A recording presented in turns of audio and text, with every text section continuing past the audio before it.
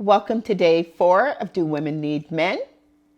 Somewhere along the way, perhaps a well-meaning segment of our culture handed women a false choice. If you depend on men, you're weak. You have to prove to them you don't need them. But what if that line of thinking helped lead us to what we are seeing today? The contempt we witnessed in the young women featured in the video that launched this series? It's very telling.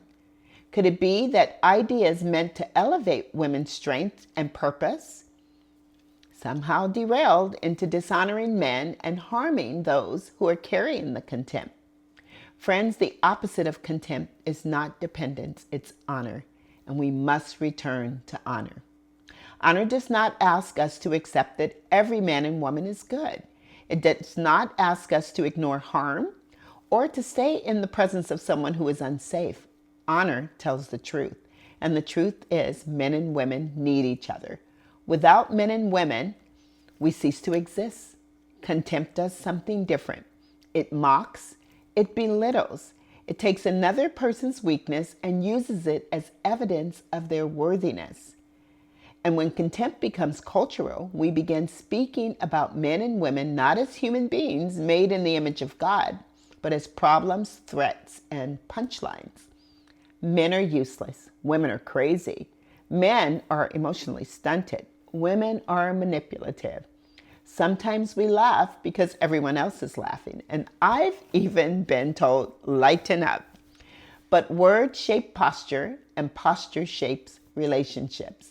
We cannot continually rehearse contempt for one another and then be surprised when trust, cooperation, and community begin to fracture.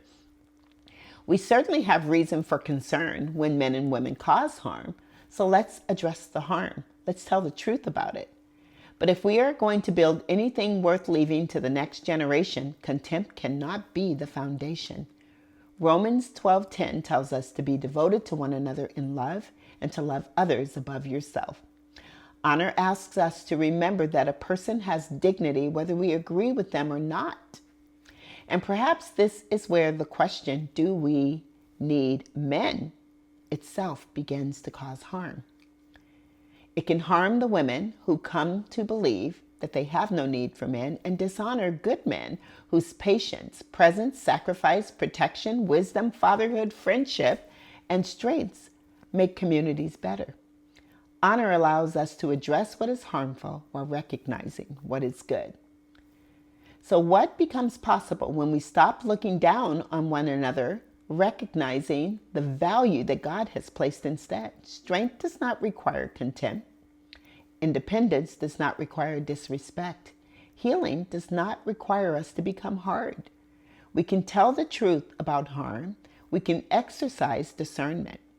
We can still choose honor. Because the opposite of contempt is not dependence, it is honor. And perhaps honor is where we begin learning how to see one another again. I'll see you for day 5.